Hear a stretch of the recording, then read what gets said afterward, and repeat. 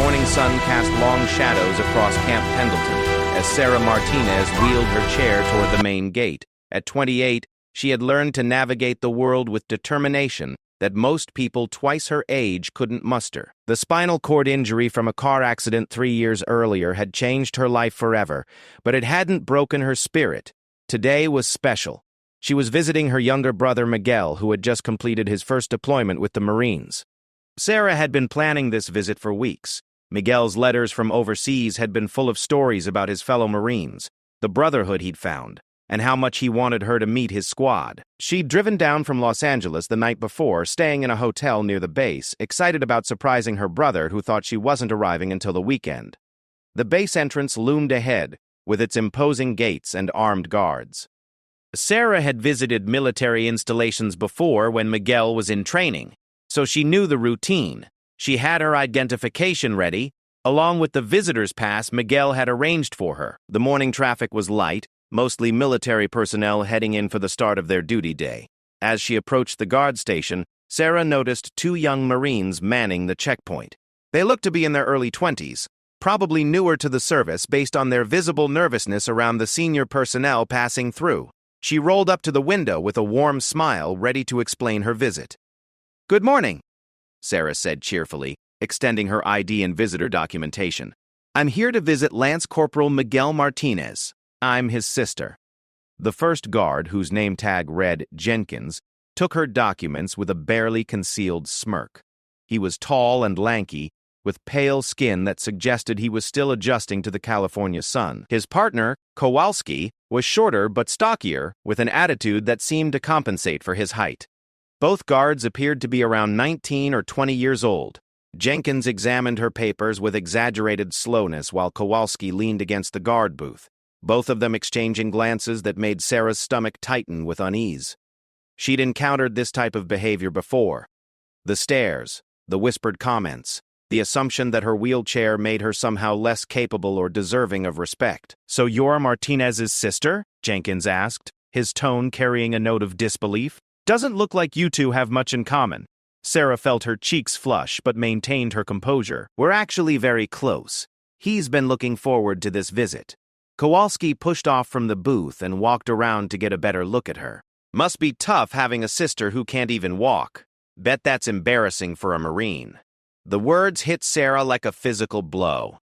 She'd faced ignorance and insensitivity before, but never from military personnel. Her brother had always spoken so highly of the Corps, of the honor and respect that defined Marine culture. This casual cruelty from these guards felt like a betrayal of everything Miguel had told her about his chosen family. "I'd appreciate it if you could just process my visitor's pass," Sarah said, her voice steady despite the anger building inside her. "My brother is expecting me." Jenkins made a show of examining her paperwork again, holding it up to the light as if checking for forgeries. "You know, I'm not sure these documents look legitimate. Maybe you got them from someone else? Hard to believe a real Marine would have family like..." He gestured dismissively at her wheelchair. Other vehicles were beginning to line up behind Sarah, but the guards seemed in no hurry to expedite the process. Several drivers honked their horns, clearly frustrated by the delay, but Jenkins and Kowalski appeared to be enjoying the power they held over the situation. "Look," Sarah said, her patience wearing thin, "I've followed all the proper procedures. My brother submitted the visitor request through his chain of command. Everything is in order." Kowalski laughed, a harsh sound that carried across the checkpoint. "Chain of command? Maybe your brother is just some guy who felt sorry for you.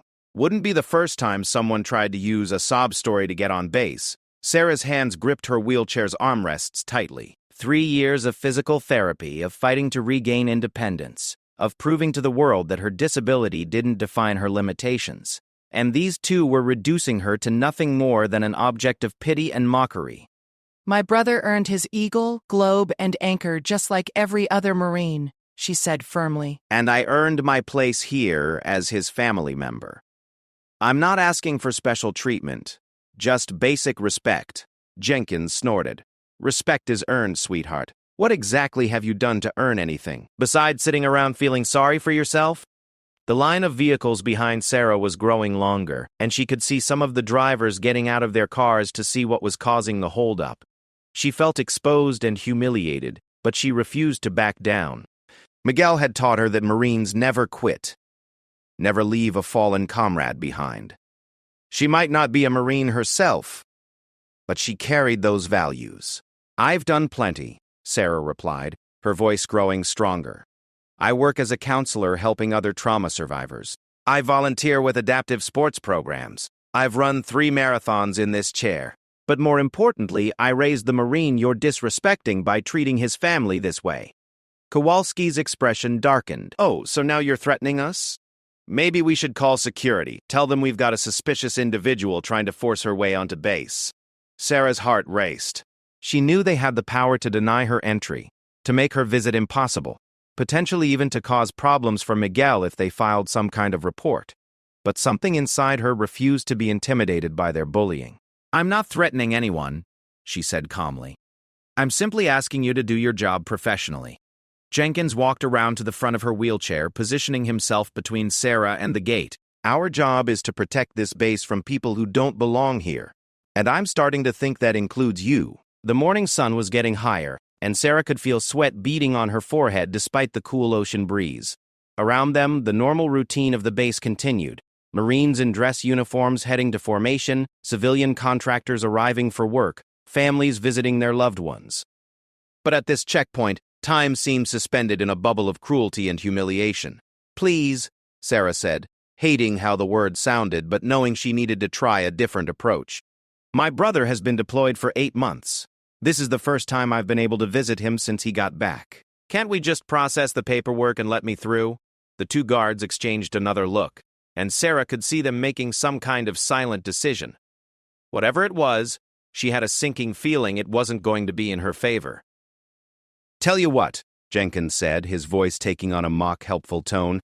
"We'll make you a deal. You turn that chair around, roll back to wherever you came from, and we'll forget this whole incident ever happened. No harm, no foul." Sarah stared at him in disbelief. "You can't be serious." "Dead serious," Kowalski added. "This is a military installation, not some charity organization. We don't have time to babysit people who can't take care of themselves." Behind them, more car doors were slamming as frustrated drivers abandoned their vehicles to see what was happening. Sarah could hear voices rising, people demanding to know why the gate wasn't moving. She felt like she was trapped in a nightmare, unable to wake up from this surreal situation. "I can take care of myself just fine," Sarah said, her voice shaking with emotion. "What I can't do is understand how 2 Marines can behave this way toward a fellow Marine's family member." Jenkins leaned down closer to her level, his face twisted with malicious satisfaction. "Maybe because some families aren't worth the uniform they're related to." That was the final straw. Sarah had endured insults about her disability, questioning of her legitimacy, and threats to her safety. But insulting Miguel, who had served his country with honor and distinction, was beyond what she could tolerate.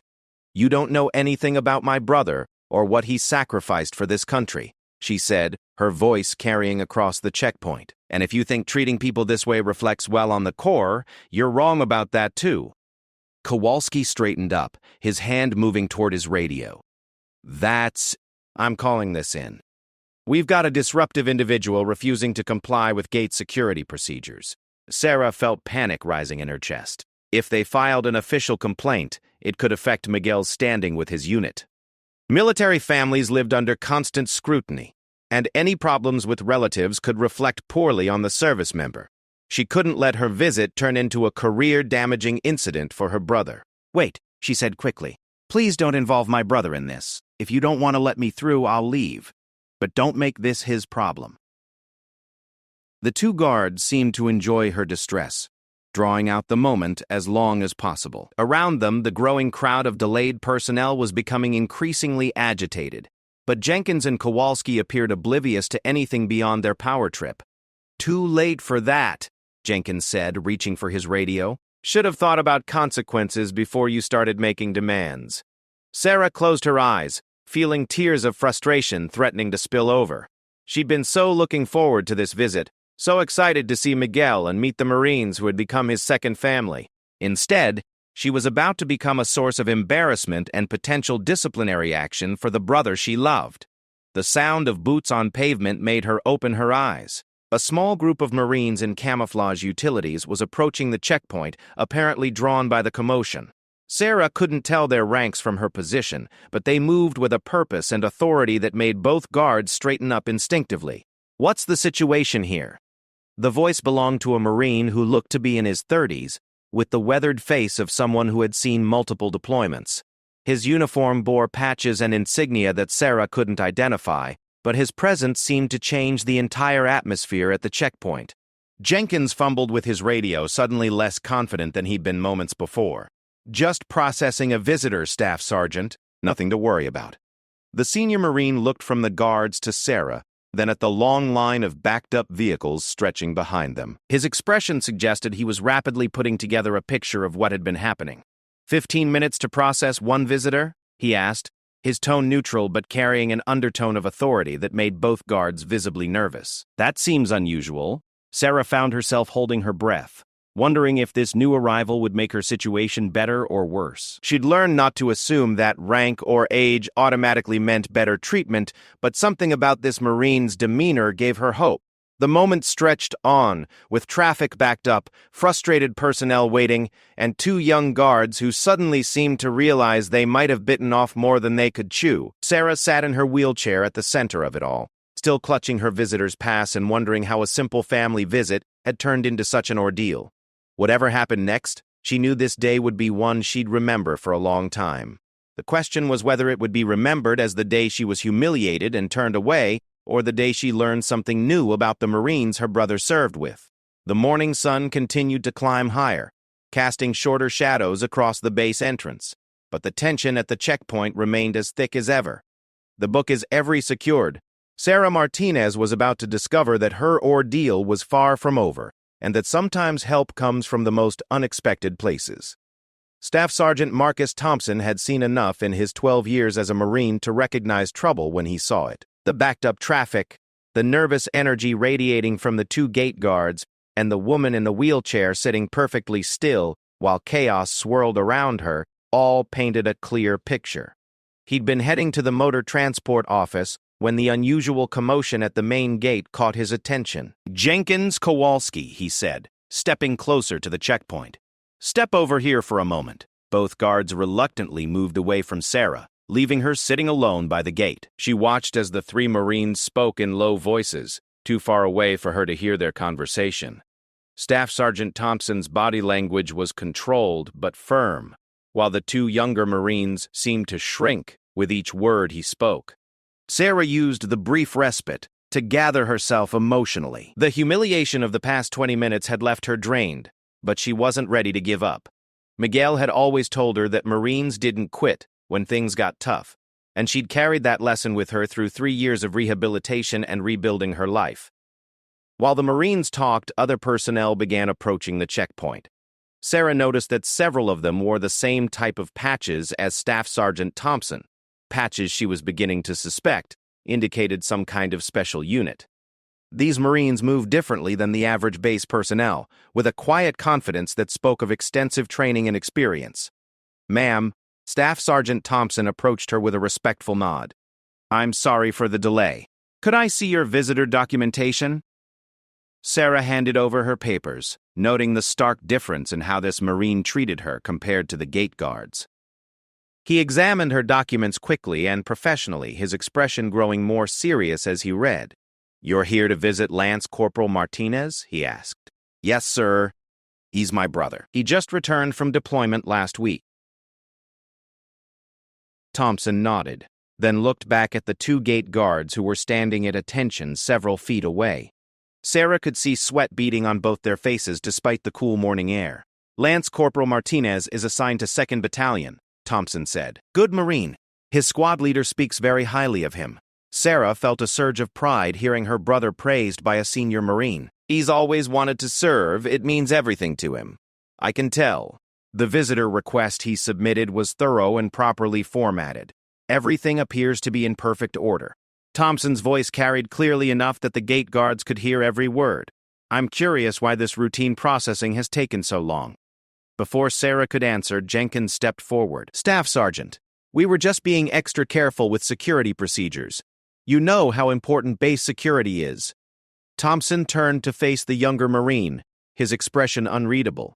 Security is absolutely critical. That's why we train extensively on proper procedures. Tell me, what specific security concerns did you identify with this visitor? Jenkins glanced nervously at his partner before answering. Well, we were just verifying the authenticity of the documents. I see. And what verification procedures did you use? The question hung in the air while Jenkins struggled for an answer. Sarah realized that Staff Sergeant Thompson was systematically dismantling whatever excuse the guards might offer for their behavior. We were checking the format against current regulations, Kowalski offered weakly. Excellent, Thompson said. I'd like to review those regulations with you both later today. But first, let's get this visitor processed and the traffic moving. He handed Sarah's documents back to her with another respectful nod. Everything appears to be in order, ma'am. Welcome to Camp Pendleton. Sarah felt relief flooding through her, but she could see the frustration and anger on the faces of the two gate guards.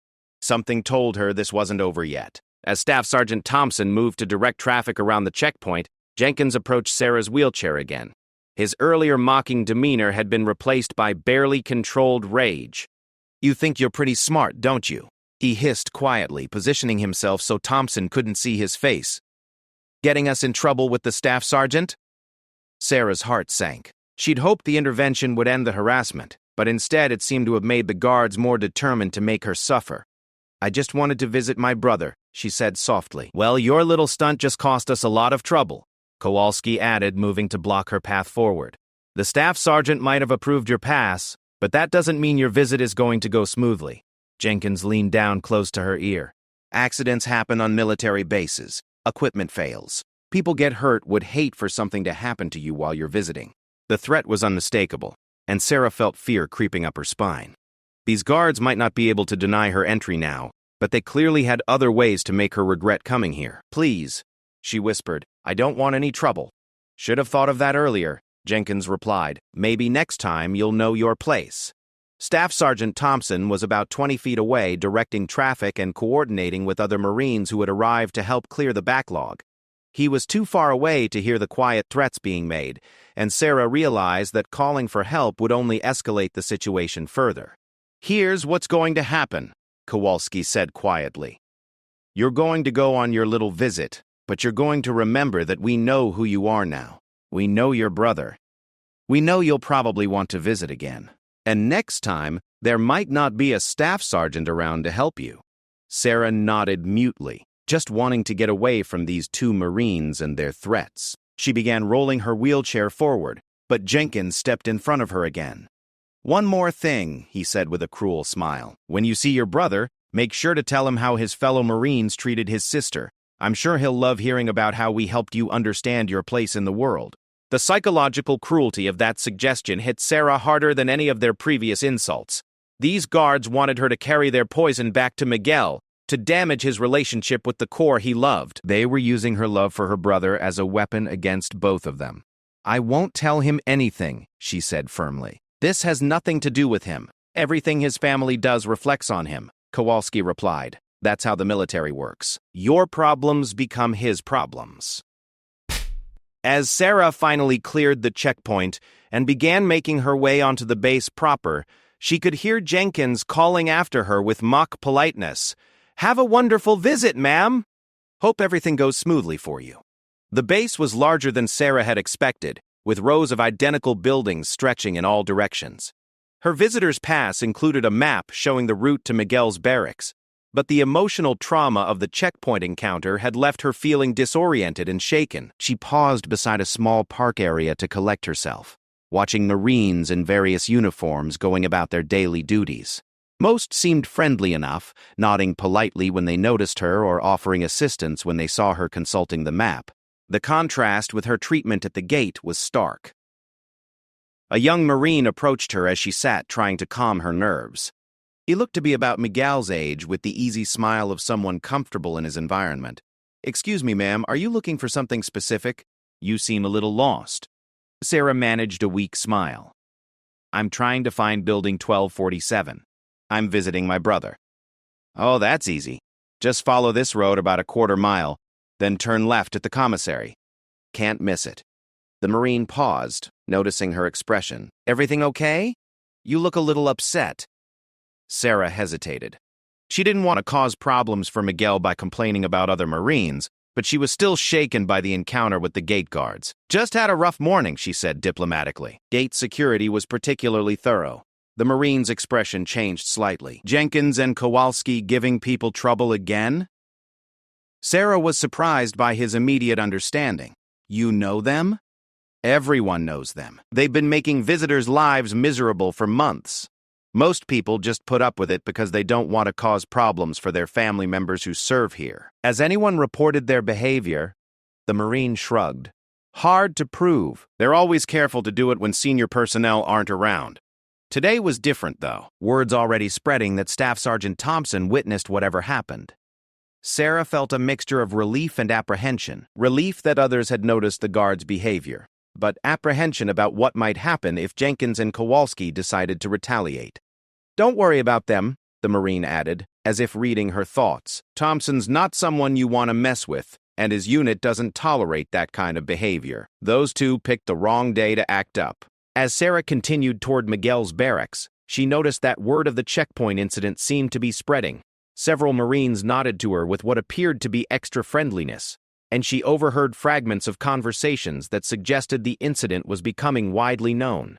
Did you hear what happened at the gate this morning? About time someone called out Jenkins and Kowalski. Thompson's team is looking into it.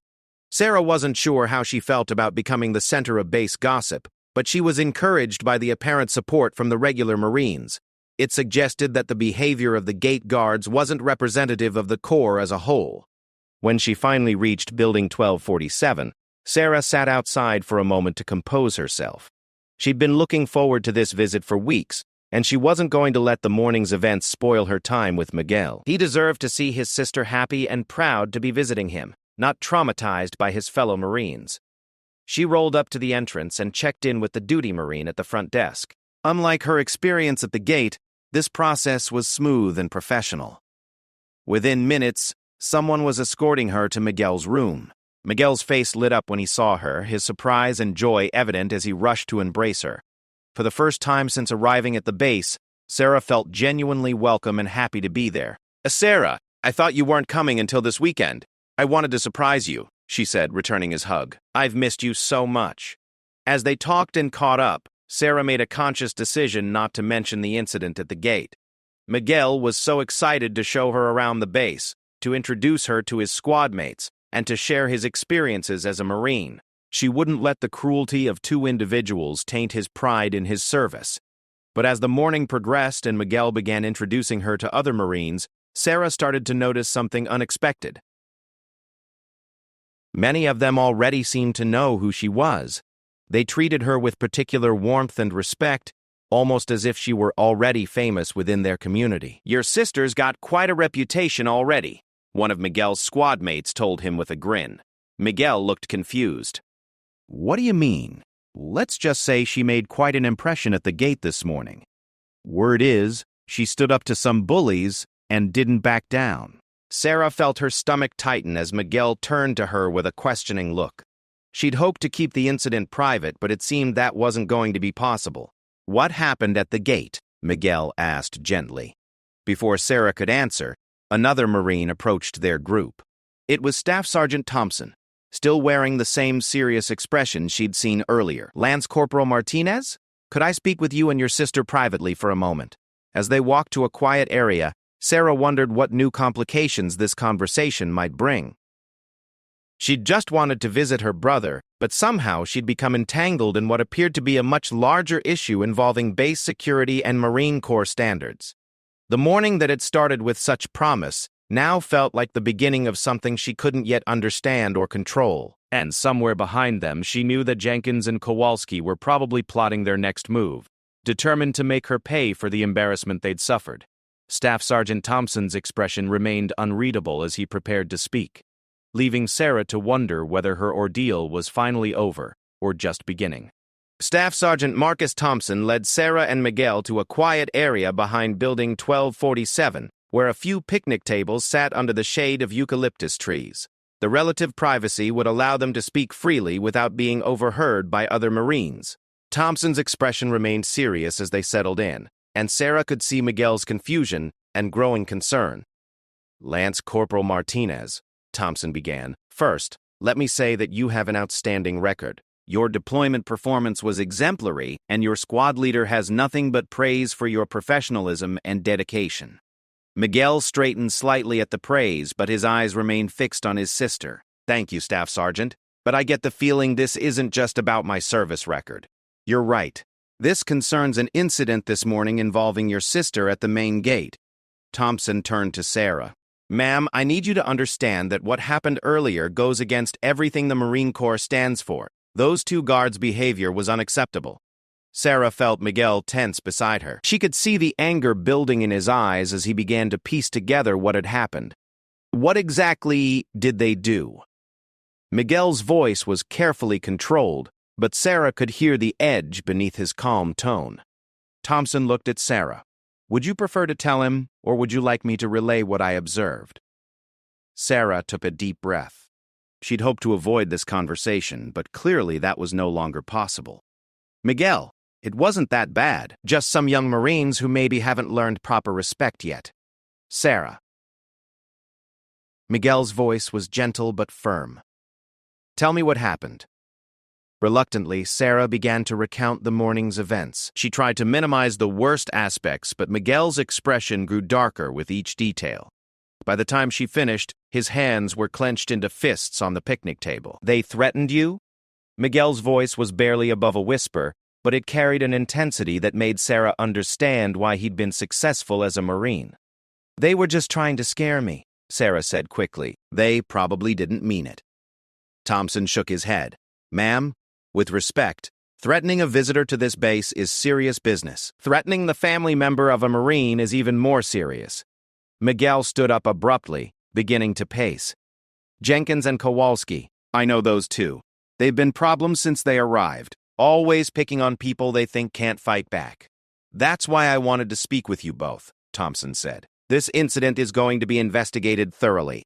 Lance Corporal Martinez, your sister's treatment reflects poorly on all of us, but it particularly affects you and your standing in your unit." Sarah felt her heart sink.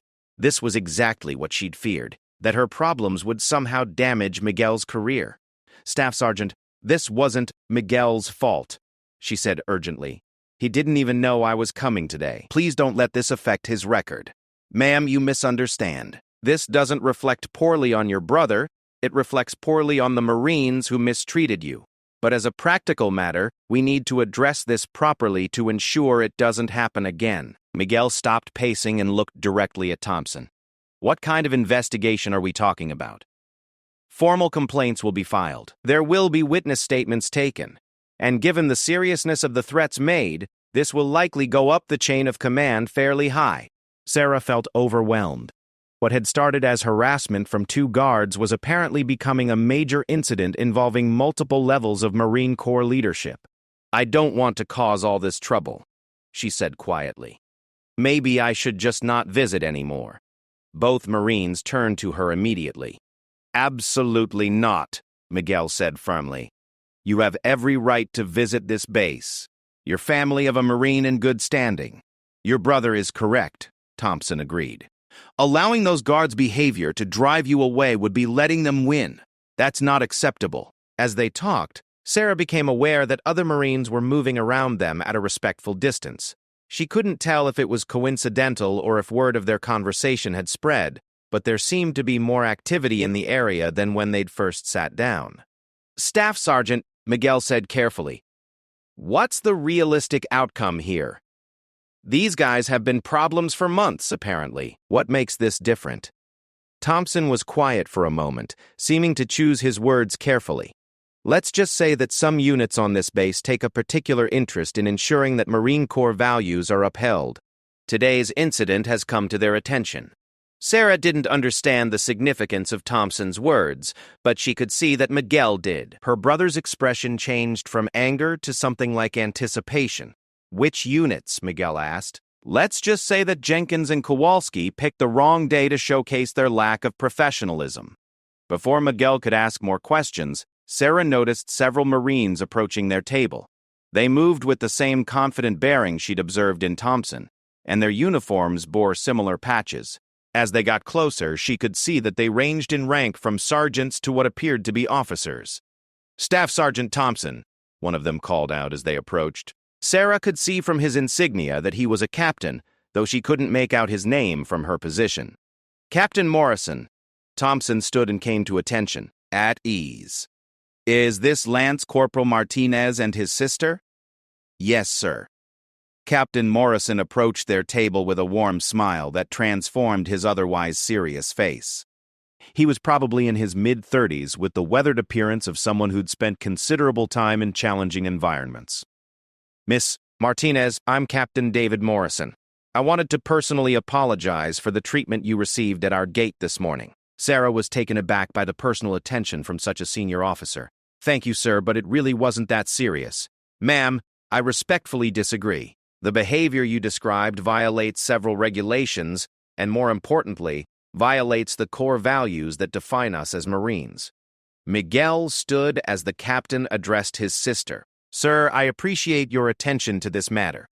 Lance Corporal, your sister's treatment is unacceptable regardless of whose family member she is.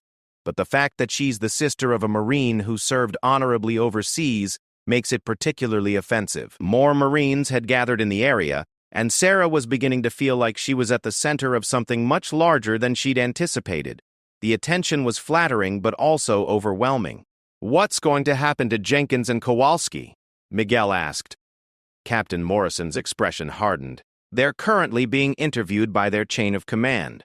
The investigation is ongoing, but I can tell you that threatening base visitors will not be tolerated." "Sir," Sarah interjected, "I really don't want this to become a big issue. Maybe they were just having a bad day." "Ma'am, Marines don't get to have bad days when it comes to treating people with respect and dignity. That's not how we operate." Thompson nodded. The captain's right. This kind of behavior damages the reputation of every Marine on this base. As the group continued talking, Sarah noticed that Miguel seemed to be having some kind of internal struggle. He kept glancing at the Marines around them, particularly at their unit patches, as if trying to make a decision about something. "Captain," Miguel said finally, "could I ask what unit you're with?" Morrison smiled. "Force Recon, Lance Corporal, 2nd Force Reconnaissance Company." Sarah saw Miguel's eyes widen. Even with her limited knowledge of military structure, she could tell that this was significant. "Force Recon is investigating gate guard misconduct?" Miguel asked, clearly surprised. "Not exactly," Morrison replied. "But when we heard that Marines were threatening and intimidating visitors, particularly the family members of deployed Marines, several of us felt it warranted personal attention." Thompson stepped forward. "What the captain isn't telling you is that word of this incident has spread throughout the base. A lot of Marines are pretty upset about what happened." Sarah was beginning to understand that her morning encounter had triggered something larger than she'd realized. The behavior of the gate guards had apparently touched a nerve within the Marine community at Camp Pendleton. "How many people know about this?" she asked. "Ma'am," one of the other Force Recon Marines spoke up, "let's just say that by chow time, every Marine on this base will know that 2 gate guards decided to threaten and humiliate a disabled veteran's family member." Sarah was confused. "But I'm not a veteran." Miguel turned to her with pride in his eyes.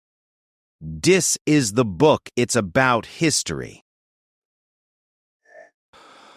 "Sarah, you survived a traumatic injury, rebuilt your life, and now help other people do the same. In a lot of ways, that makes you tougher than most Marines I know." Captain Morrison nodded. "Your brother's right. The way you handled yourself this morning, refusing to be intimidated and standing up for what's right, shows the kind of character we try to instill in every Marine." As the conversation continued, Sarah became aware that their group was attracting even more attention. Marines walking by were slowing down to nod respectfully, and she overheard several conversations that seemed to be about the morning's incident. "This is getting pretty big," she said to Miguel quietly. "That's because it matters," he replied. "The Corps takes care of its own, and that includes family members. What those guards did wasn't just wrong. It was an attack on Marine Corps values. Captain Morrison checked his watch. "Lance Corporal, I know you were planning to show your sister around the base today. Please proceed with those plans. But I want you both to know that if there are any further incidents, any problems at all, you contact me directly." He handed Miguel a business card with his contact information. "And Miss Martinez, I hope this incident doesn't color your impression of the Marine Corps. The vast majority of Marines would be honored to assist you in any way possible." As the Force Recon Marines began to disperse, Thompson remained behind with Sarah and Miguel. "Ma'am," he said to Sarah, "I want you to know that Jenkins and Kowalski's careers are essentially over. What they did this morning will follow them for the rest of their time in the Corps." Sarah felt a mix of satisfaction and guilt. She was glad they would face consequences, but she hadn't intended for their punishment to be so severe. "Don't feel bad about it," Miguel said, reading her expression. "They made their choice when they decided to threaten you. Actions have consequences." As they prepared to continue with their visit, Sarah reflected on how dramatically the day had changed. What had started as a humiliating encounter with two bullying guards had evolved into something that seemed to embody the best values of the Marine Corps. But even as she felt supported and protected by Miguel's fellow Marines, she couldn't shake the feeling that Jenkins and Kowalski weren't done with her yet. The investigation and consequences might protect her in the long term, but she suspected that the immediate future might still hold some challenges. As they walked toward the mess hall for lunch, Sarah noticed that Marines throughout the base seemed to recognize her. The attention was flattering, but also made her feel exposed. She was no longer just a visitor to Camp Pendleton. She had become a symbol of something larger, and that realization was both empowering and frightening. The next few hours would determine whether her newfound notoriety would protect her or make her an even bigger target for those who resented the attention her case was receiving. The mess hall at Camp Pendleton buzzed with the usual lunchtime energy. But Sarah quickly noticed that their entrance drew considerable attention. Marines throughout the facility turned to look at her and Miguel, many offering friendly nods or waves. The contrast with her morning experience at the gate couldn't have been more dramatic. "Is it always like this?" Sarah asked as they made their way through the serving line. Miguel grinned. "No, you're definitely famous today. Word travels fast on a Marine base, especially when it involves someone standing up to bullies." As they found seats at a table, several of Miguel's squad mates joined them. Sarah was struck by how young most of them looked. Barely out of high school, really, yet they carried themselves with a confidence and maturity that spoke to their training and experiences. "So you're the Martinez who made Jenkins and Kowalski famous," said Corporal Williams, a stocky Marine from Texas whose accent was as strong as his handshake. "I didn't mean to make anyone famous," Sarah replied. "I just wanted to visit my brother." "Yeah, but you didn't back down when they tried to intimidate you," added Lance Corporal Chen, a quiet Marine who looked even younger than the others. "Most people just take it and move on." Miguel looked around the table. "How bad have they been?" "I've been out of the loop since getting back from deployment." The Marines exchanged glances before Williams spoke up. "Pretty bad. They've been picking on visitors for months, especially anyone they think won't fight back. Elderly people, families with small children, and..." He gestured towards Sarah's wheelchair. "Anyone with disabilities," Sarah finished. "I get it. I've dealt with that attitude my whole life since the accident." "The thing is," Chen added, "most visitors don't complain because they're afraid it'll cause problems for their Marine. So Jenkins and Kowalski have been getting away with it." Sarah felt a familiar surge of anger at the systematic nature of the harassment. "How many people have they done this to?" "Dozens, probably," Williams said. But today was different because Staff Sergeant Thompson saw it happen. And then when Force Recon got involved, he shook his head with a satisfied expression. Speaking of which, Miguel said, "Why did Force Recon get involved? That seems like overkill for a gate incident." Williams lowered his voice. "Word is that one of their guys was in line behind you this morning, saw the whole thing. Captain Morrison doesn't tolerate that kind of behavior from anyone, especially toward family members of deployed Marines." Sarah remembered the line of vehicles that had backed up behind her during the incident. She'd been so focused on her immediate situation that she hadn't paid attention to who else might have been watching. "So there were witnesses," she said. "Multiple," Chen confirmed, "including some pretty senior people who were not happy about what they saw." As they continued eating lunch, Sarah became aware that their table was drawing steady streams of Marines who wanted to stop by and introduce themselves. Most were brief, respectful interactions, but the cumulative effect was overwhelming in its positivity. "I've never seen anything like this," she told Miguel quietly. "At home, I'm just another person in a wheelchair. Here, people are treating me like, I don't know, like I'm important." Miguel's expression grew serious. Sarah, you are important. "You've always been important. The difference is that Marines understand that attacking someone's family member is attacking them personally." A commotion near the entrance caught their attention. Jenkins and Kowalski had entered the mess hall, but their usual confident swagger was notably absent. They moved quickly to an isolated table in the far corner, avoiding eye contact with other Marines. "Look at that," William said with satisfaction. "Word must be out about their discipline hearing." Sarah felt a complex mix of emotions seeing the two guards. Part of her was satisfied that they were facing consequences, but she also felt uncomfortable being the center of what was clearly becoming a major incident for them. "What's likely to happen to them?" she asked. "Depends on how the investigation goes," Miguel replied. "But threatening a base visitor? That's serious business. They could face anything from formal reprimands to court-martial." Before Sarah could respond, she noticed Captain Morrison approaching their table. The entire mess hall seemed to quiet as the Force Recon officer made his way across the room. "Martinez, Lance Corporal Martinez," he said as he reached their table. "Mind if I join you for a moment?" "Of course, sir," Miguel said, making room for the captain. Morrison settled into his seat and looked directly at Sarah. "I wanted to update you on the investigation. We've interviewed several witnesses, including Marines who were in the vehicle line behind you this morning." Sarah noticed that other conversations in the mess hall had died down. It seemed like everyone was trying to listen to what the captain had to say. "What did they tell you?" she asked. "They corroborated your account completely. In fact, some of the details they provided were worse than what you initially reported." Sarah's stomach tightened. "Worse how?" "The threats were more explicit than you mentioned, and this appears to be part of a pattern of behavior targeting vulnerable visitors." Morrison's voice carried clearly across the now silent mess hall. Sarah realized that he was deliberately speaking loudly enough for everyone to hear. "Jenkins and Kowalski have been relieved of gate duty pending the completion of the investigation," he continued. "They're facing charges of conduct unbecoming a Marine, threatening a base visitor, and violation of their oath to protect those who cannot protect themselves." The silence in the mess hall was complete now. Sarah could feel hundreds of eyes watching their table. "Sir," Sarah said quietly, "I don't want to ruin anyone's career over this." Morrison's expression softened slightly. "Ma'am, you're not ruining anything. They made choices that violated Marine Corps values. The consequences are theirs to bear. But I feel responsible. You shouldn't." The captain's voice grew firmer. "You were targeted because they thought you were vulnerable and wouldn't fight back. They thought they could abuse their authority without consequences." Miguel reached over and squeezed his sister's hand. "Sarah, you did nothing wrong." "They did everything wrong." Morrison nodded.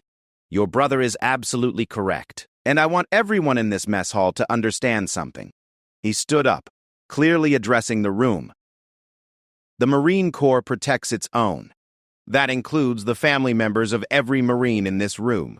A murmur of agreement swept through the mess hall. Sarah felt tears forming in her eyes at the overwhelming support from these Marines she barely knew.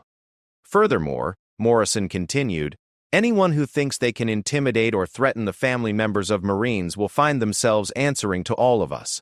The murmur became a rumble of approval. Sarah had never experienced anything like the protective energy she felt radiating from the Marines around her. As Morrison sat back down, normal conversations gradually resumed throughout the mess hall. But Sarah noticed that several Marines made a point of walking past their table to nod respectfully or offer brief words of support. "This is incredible," she said to Miguel. "I've never felt so protected." "That's what brotherhood means," Miguel replied. "An attack on one of us is an attack on all of us." Williams leaned forward. "Plus, you stood up for yourself. That matters to Marines. We respect people who fight back." As lunch continued, Sarah found herself relaxing for the first time since arriving at the base. The morning's trauma was fading. replaced by a sense of belonging she'd never experienced outside her immediate family. "Miguel," she said, "I want to understand something. This morning I was just a visitor being harassed by two jerks. Now it feels like I'm part of something bigger." Miguel smiled. "You are part of something bigger. You're part of our family now. Not just mine, but the whole Marine family." Captain Morrison nodded. "That's exactly right. What happened this morning wasn't just about you personally. It was about whether we tolerate attacks on Marine families." Chen spoke up. "My grandmother visits me here sometimes. She's Chinese and speaks limited English. If Jenkins and Kowalski had treated her the way they treated you," he shook his head angrily. "That's the point," Williams added. "If they'll target you, they'll target anyone they think is vulnerable." Sarah was beginning to understand that her individual experience had become symbolic of a larger principle that mattered deeply to these Marines. As they finished lunch, Morrison stood to leave. "Ms. Martinez, I hope you'll continue to visit your brother regularly. This base is a better place when families are part of it." "I will," Sarah replied. "Thank you for everything you've done today." After Morrison left, Sarah and Miguel spent the afternoon touring the base. Everywhere they went, Marines treated her with exceptional courtesy and respect. She began to understand that word of the morning's incident and its aftermath had spread throughout Camp Pendleton. But perhaps most importantly, she noticed that the Marines' treatment of other visitors had changed too. At the commissary, the post office, and various facilities, she observed Marines going out of their way to assist elderly visitors, families with children, and anyone who seemed to need help. It's like the whole base learned something today. She observed to Miguel as they walked past a group of Marines helping an elderly man with his packages. "Maybe they did," Miguel replied. "Sometimes it takes one incident to remind everyone what our values really mean." As the day drew to a close and Sarah prepared to leave the base, they returned to the main gate for her exit processing. The checkpoint was now manned by different guards, professional Marines who processed her departure efficiently and courteously. Staff Sergeant Thompson appeared as she completed the exit procedures. "Ma'am, I wanted to personally ensure that your departure went smoothly," he said. "It did, thank you. And thank you for everything you did this morning. It was my privilege. I hope you'll visit us again soon." As Sarah drove away from Camp Pendleton, she reflected on the remarkable transformation of her day. What had begun as a humiliating encounter with two bullying guards had evolved into something that showcased the very best values of the Marine Corps. 3 weeks later, Sarah received a letter from Captain Morrison. Jenkins and Kowalski had been court-martialed and discharged from the Marine Corps. More importantly, new training protocols had been implemented for all gate personnel, emphasizing respect for all visitors and the importance of representing Marine Corps values in every interaction. The letter also included an invitation for Sarah to speak to new Marines about the importance of treating all people with dignity and respect, regardless of their circumstances. As she considered the invitation, Sarah realized that her brief encounter with Marine Corps bullies had led to something far more significant. She hadn't just stood up for herself. She'd helped protect future visitors from similar treatment. Her brother Miguel had always told her that Marines never leave anyone behind. Now she understood that the principle extended far beyond the battlefield. It meant standing up for anyone who couldn't defend themselves, whether they were fellow Marines or simply family members who deserved respect. Sarah's ordeal at the gate had ended with her becoming an honorary member of the Marine Corps family, protected by thousands of warriors who had made her fight their own. It was a transformation that would stay with her for the rest of her life, a reminder that sometimes the worst experiences lead to the most meaningful connections. She decided to accept Captain Morrison's invitation. If her story could help prevent other families from experiencing what she had gone through that morning, then perhaps her brief encounter with cruelty could serve a larger purpose. The Marine Corps had taught her that some fights are worth having, and some victories protect more than just the person who wins them. As she began planning her return to Camp Pendleton as an honored speaker, rather than a threatened visitor, Sarah Martinez carried with her the knowledge that she was part of something larger than herself, a family that would always have her back.